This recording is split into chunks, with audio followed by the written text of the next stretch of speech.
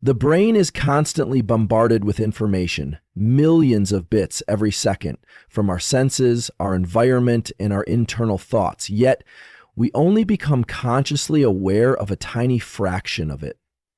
This is not by accident, but by design. Deep inside the brainstem exists a critical structure that acts as a filtering mechanism, allowing only the most relevant information to enter our conscious awareness. This neural network is called the reticular activating system, or RAS. It acts like the gatekeeper of the brain, determining what gets through and what is ignored. It's the reason you suddenly notice your name being called in a noisy room, or why, after buying a red car, you start seeing red cars everywhere. Your brain isn't just perceiving, it's selectively attending. This selective attention can be trained, and therein lies the hack. The reticular activating system operates on instruction. It listens closely to the cues you give it, especially the ones you repeat with emotional intensity. If you constantly think about a problem or failure, the RAS will interpret that as important and filter your world to show you more examples that confirm it. But if you shift your internal dialogue toward goals, solutions, and growth, even subtly, it begins to shift what you notice, what you react to, and ultimately how you behave. This isn't magic. It's a feedback loop grounded in biology. Your attention sculpts your reality by telling the brain what to prioritize. This is why people who focus on opportunities tend to find them, while those who dwell on obstacles often feel stuck. It's not luck, it's selective perception, wired by the RAS. The mechanism is simple but profound. When you wake up and focus your mind deliberately on a goal, a feeling, or a target, you start to train your brain to recognize that as relevant. Over time, that goal embeds into your perceptual filter, and your environment begins to offer signals that align with it. You become more responsive to cues that support your direction and less reactive to distractions. Think of it like tuning a radio. The signal has always been there, but you couldn't hear it until you dialed into the right frequency.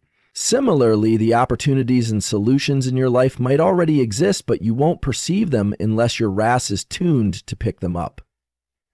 This shift in perception often precedes major breakthroughs in behavior. Many people fail to progress not because they lack ability, but because their internal filter is tuned to the wrong input. If you tell yourself you're not good enough or that you'll never succeed, your brain complies. It begins to ignore signs of progress and amplifies the moments that confirm your doubt. The RAS doesn't care if the signal is positive or negative. It only cares about repetition and emotional relevance. So if you feed it fear, that's what it will highlight. But the good news is that this can be reversed. By choosing what you focus on and repeating it with conviction, you start to overwrite the negative programming. It takes effort, but the brain is designed to adapt. One of the most effective ways to train the RAS is through visualization combined with verbal affirmation. Visualization alone activates the same neural pathways as real experience. When you pair that imagery with language, statements like, "I am capable," "I am building momentum," or "this challenge is shaping me," you create a multi-sensory experience that the RAS takes seriously. It starts tagging those images and phrases as important, adjusting your internal filter accordingly. Over time, your conscious and unconscious minds align, and you begin to notice resources, people, and possibilities that once seemed invisible. This is not just about motivation. It's about rewiring your perception. There's a reason elite athletes, performers, and leaders use this technique. They're not waiting for the environment to dictate their mindset. They're training their brain to seek what supports their mission. When this brain hack is used correctly, it creates a sense of direction and clarity that feels almost effortless. You wake up with intention. Your thoughts move with purpose, and you begin to notice coincidences that are not coincidences at all. They are the byproducts of an aligned perceptual system. The RAS becomes your internal compass, guiding you toward growth, even in chaos. It's not that life gets easier. It's that you get better at navigating it. For those who feel stuck, overwhelmed, or unmotivated, this hack can be life-changing. But it requires consistency. The RAS learns through repetition. One moment of focus won't create lasting change, but 5 minutes a day of deliberate mental conditioning can. Set a time each morning or evening to visualize your goals and reinforce them with language. Speak as if the outcome is already unfolding. Picture the emotions, the environment, the small wins. This consistent sensory input reshapes the filter. Over time, your default settings change, and so do your decisions, habits, and results. It's not about pretending, it's about priming the brain for reality you are building. Science has shown that the brain is not static. It is constantly adapting based on what we focus on. The RAS is one of the most efficient ways to harness that adaptability. When you understand its role, you stop leaving your mindset to chance.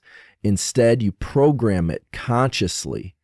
Like updating software, you tell your brain what matters now. This doesn't eliminate struggle, but it shifts your response to it. Obstacles become feedback, not roadblocks. Doubt becomes data, not definition. You begin to move through life with greater agency, not because life is easier, but because you've trained your brain to support your effort rather than sabotage it. This isn't about blind positivity. It's about choosing what you teach your brain to prioritize. You can be honest about your circumstances while still filtering for growth. You can acknowledge pain without filtering for it. That's the power of the RAS. It lets you hold complexity while maintaining control over what guides your focus. The more skillfully you use it, the more resilient and adaptive you become. People often mistake this for charisma or confidence, but it's deeper than that. It's a trained mind. And once your filter changes, your world does too. Not by luck, but by biology working in your favor. Most people go through life unaware of this system running in the background. They assume the world is just what it is, but the truth is perception is constructed and you are one of its architects. The reticular activating system is the tool you didn't know you were using every day. Now that you know, you can wield it. This is the hidden brain hack, so effective. It was misunderstood, overlooked, even avoided in certain therapeutic approaches.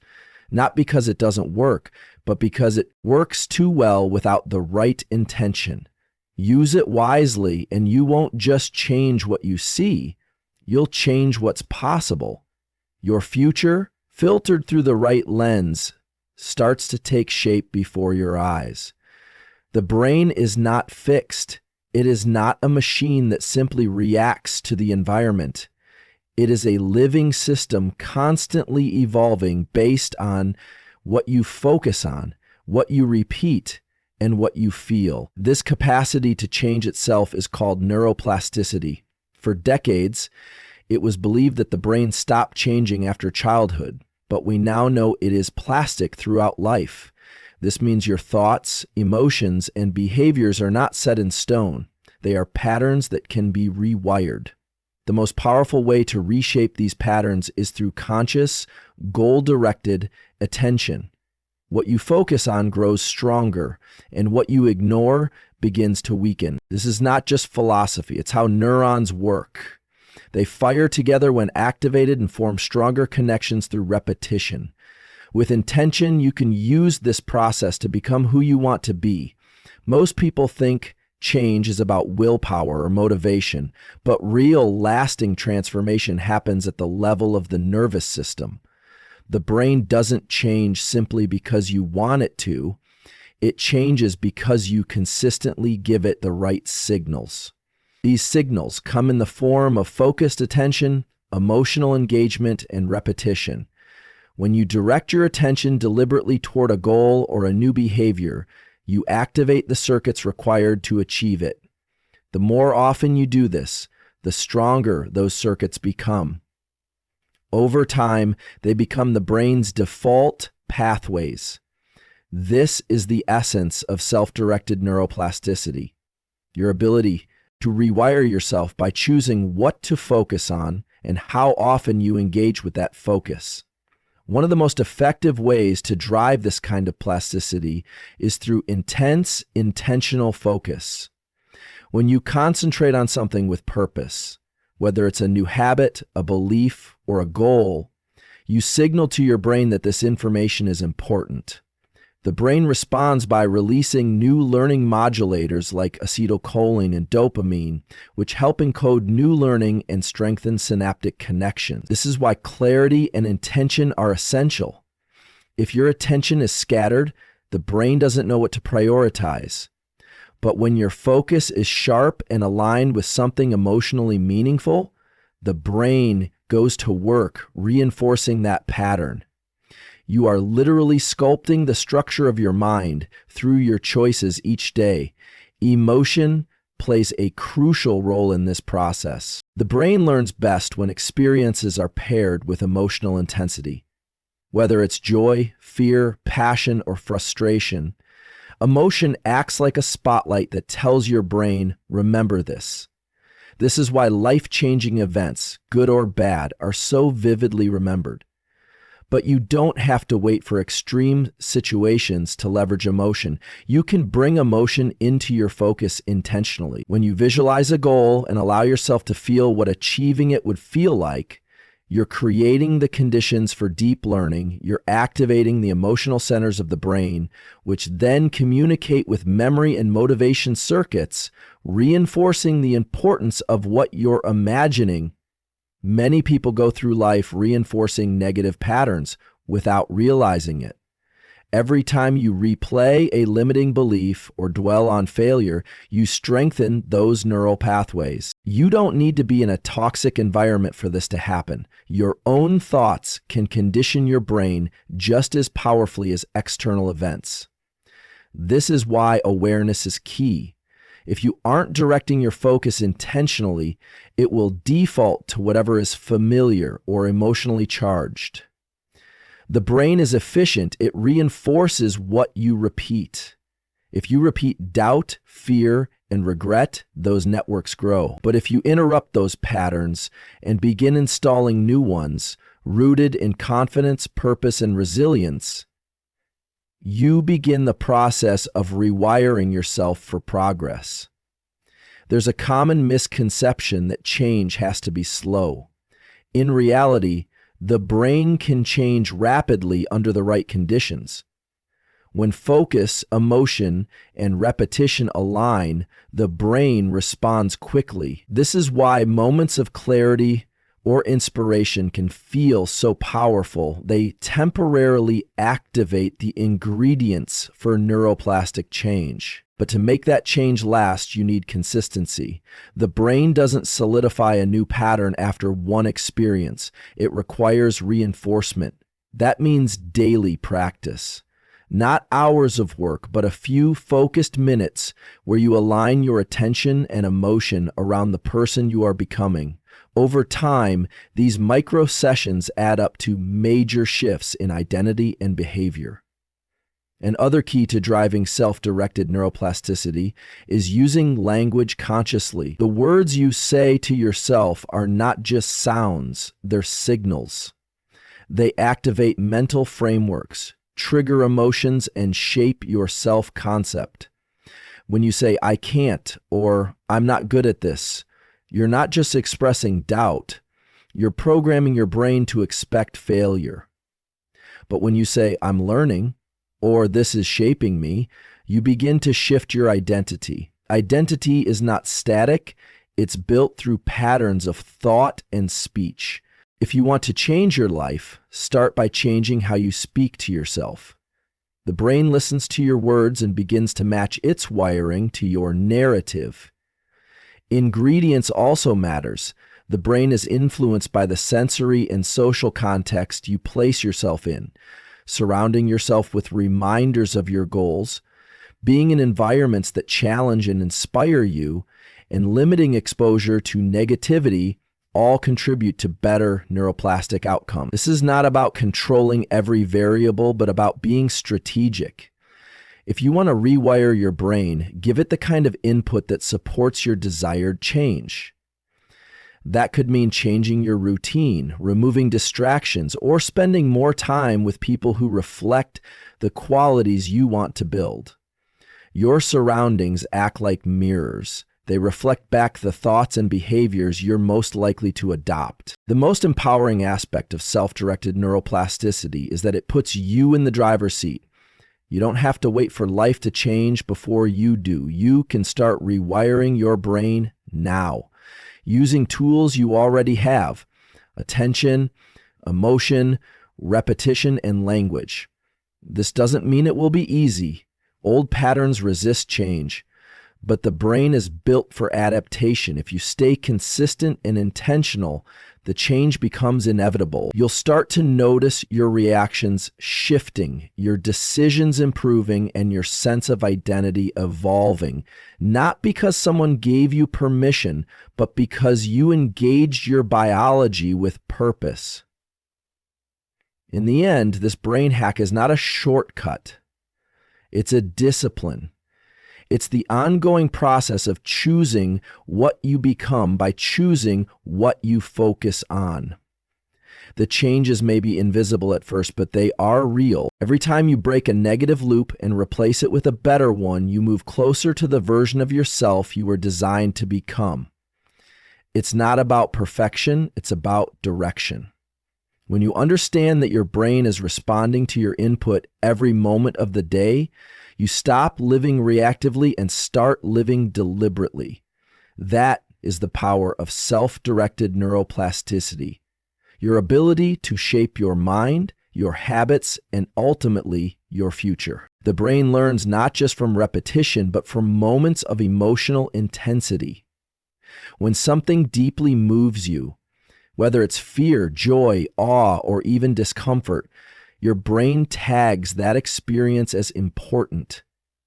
This emotional tagging ensures that your nervous system encodes the memory faster and more powerfully than if it were neutral or routine. This is not just a quirk of memory, it's a survival mechanism. Evolution wired the brain to prioritize experiences that feel urgent or meaningful, because those are the ones that often carry critical information for survival or success. The good news is you don't need a dramatic event to activate this system. You can harness it through deliberate mental and emotional engagement. When you link strong emotion with a goal or habit, you dramatically increase your brain's receptiveness to that information. This is where the 30-second rule comes into play, a simple but powerful practice for driving change. The idea is straightforward but profound. Spend just 30 seconds a day visualizing a goal or desired identity with full emotional intensity. This doesn't require hours of meditation or complex techniques. It requires presence, focus, and feeling. In that brief window, you immerse yourself in the image of the outcome you want. See it, hear it, feel it as if it's happening now. The brain doesn't fully distinguish between imagined experience and real experience, especially when emotion is involved. That's why visualization works. If you truly feel the emotions of success, progress, confidence, or determination during those 30 seconds, you create a neural imprint. That imprint begins to shape your thoughts, decisions, and behaviors. It sets a new reference point for what feels possible, and the brain starts aligning itself toward that outcome. Many people go through their days rehearsing failure without realizing it. They think about what could go wrong, what hasn't worked, or what they fear.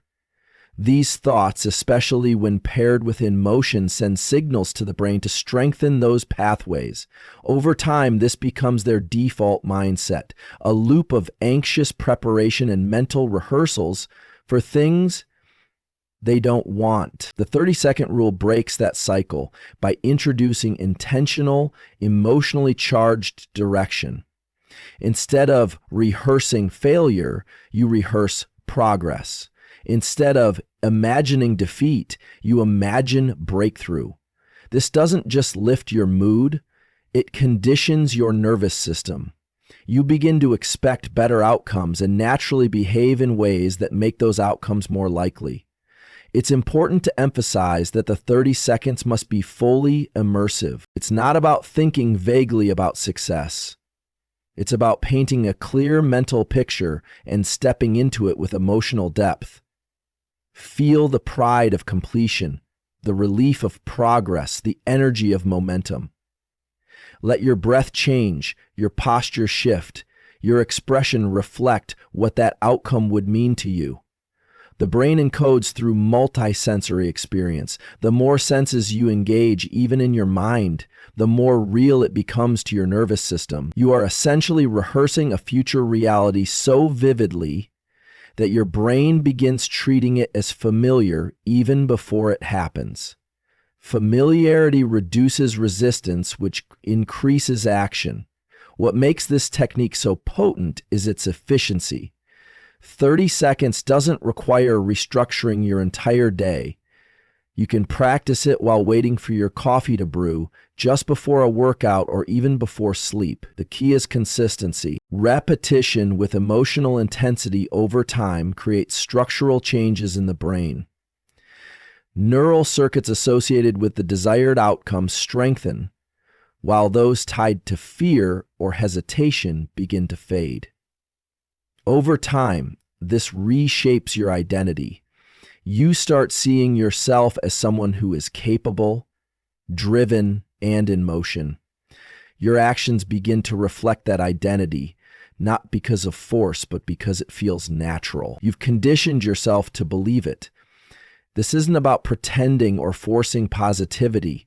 It's about anchoring your mind to a future you believe is possible.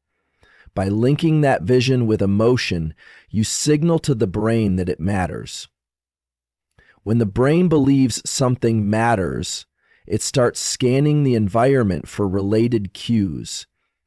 You'll begin to notice ideas, resources, and opportunities that were always there, but you weren't tuned to them. This shift isn't accidental. It's the direct result of how you're programming your internal filter. The 30-second emotional rehearsal becomes a trigger for deeper awareness and faster action. Instead of waiting for motivation, you're cultivating it. There's a reason this technique is often misunderstood or dismissed. It seems too simple. People assume that real change requires massive effort or endless struggle. But biology doesn't care about complexity. It responds to clarity and consistency. The nervous system thrives on signals that are clear, repeated, and emotionally charged. That's what the 30-second practice delivers. Done once, it may feel like nothing. Done daily, it becomes a force multiplier. You begin to feel pulled toward your goals instead of pushed. That's because you're no longer just hoping. They've become integrated into how you think and feel every day. And other benefit of this practice is its ability to shift your baseline state. Most people live in a reactive mode, constantly responding to stress, distraction, and external demands. When you start your day, or reset your mind, with this emotionally charged visualization, you interrupt that default mode. You take control of your internal state, even if everything around you remains chaotic. Over time, this gives you an edge. You think more clearly, respond more effectively, and bounce back from setbacks faster. Why? Because your nervous system is no longer wired for survival, it's wired for creation. You've trained it to expect success and to act accordingly. You may not always feel like doing this practice. That's normal. But remember, the brain doesn't require motivation to change. It requires instruction. Even on the days you feel off, the 30-second practice can reset your trajectory. You don't need to fake enthusiasm. You just need to show up, focus, and feel whatever emotion is accessible. Some days it might be drive, other days it might be calm determination or quiet confidence. It all counts. The key is not perfection, but presence. Each session, no matter how small, adds a layer to the new identity you're building. Eventually, this becomes part of who you are. In a world full of distraction and noise, it's easy to lose touch with what you truly want. The 30-second rule is a simple yet powerful way to reconnect. It brings clarity, emotional alignment, and neural reinforcement all in one short moment. It reminds you that you're not just reacting to life, you're shaping it. You don't need more time, more resources, or more permission. You need to engage your brain in the right way. Do that consistently, and you'll start to feel a shift, not just in what you believe, but in how you live. And that's when everything begins to change.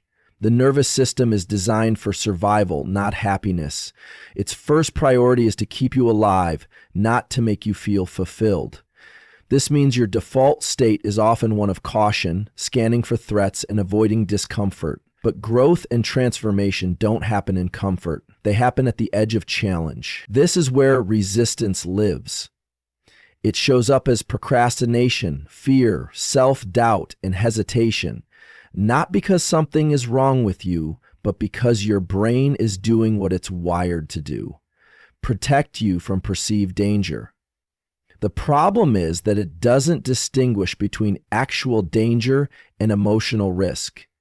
So even when you're about to do something beneficial, speak up, change careers, start a new habit, your nervous system can react with anxiety or withdrawal. This resistance is not a sign to stop. It's a signal that you are moving towards something meaningful. The presence of resistance often means you're on the right path.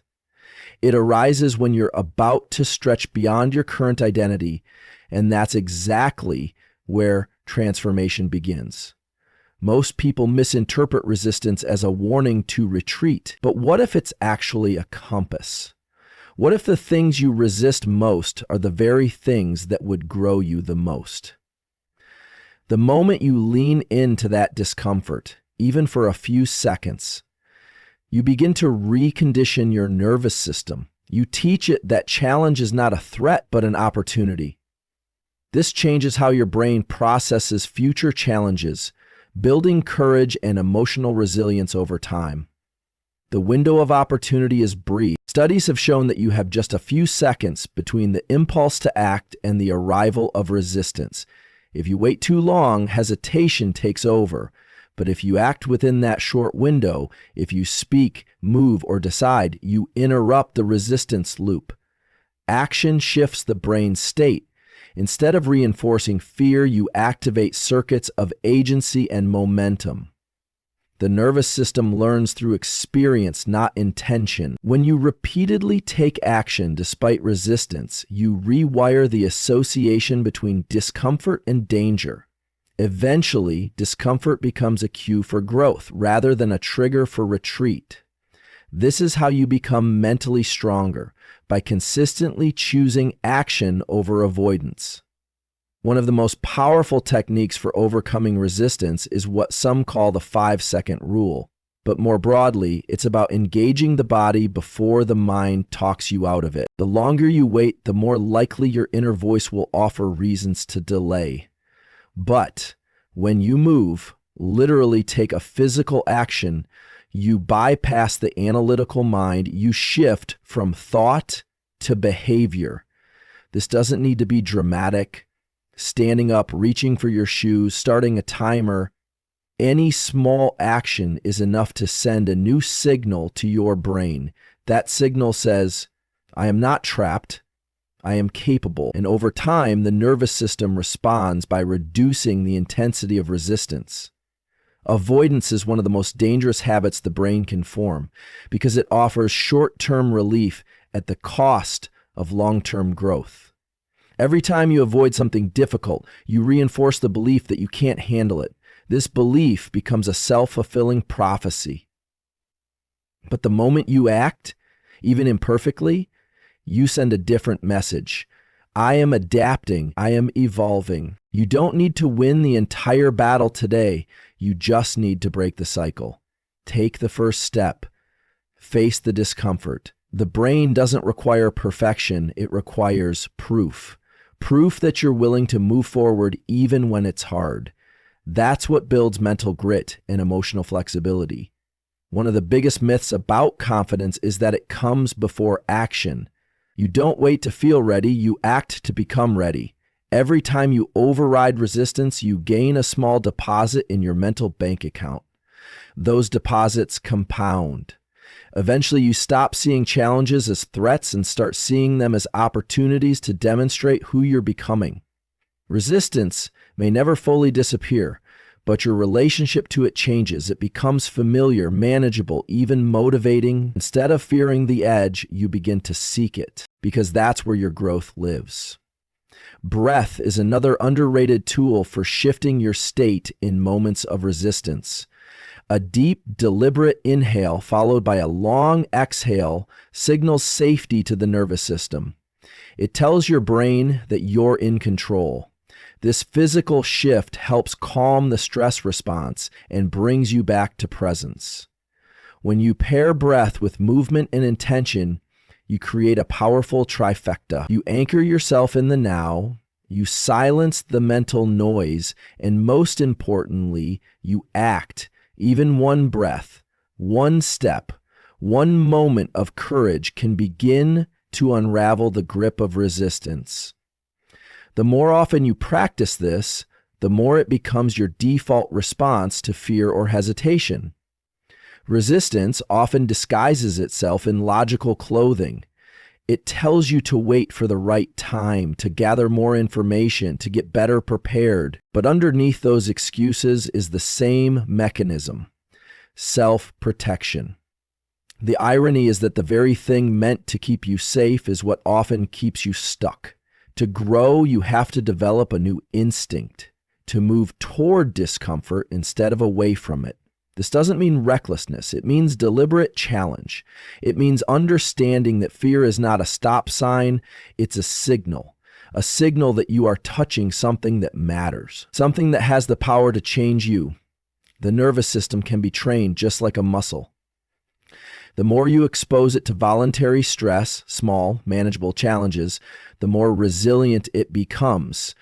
You don't have to start big. You can start with small acts of courage, making that phone call, speaking up in a meeting, pushing one more rep at the gym.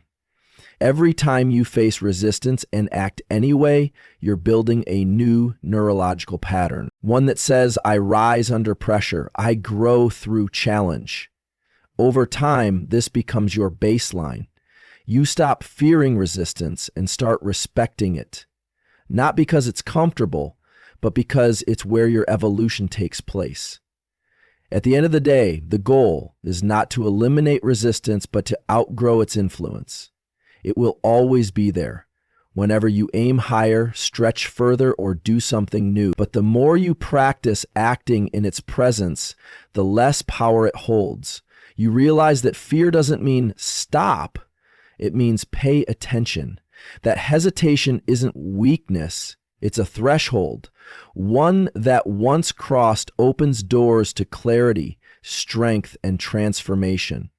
You don't need to feel ready to begin, you just need to begin. And every time you do, you build a self that can handle more, grow faster, and rise higher.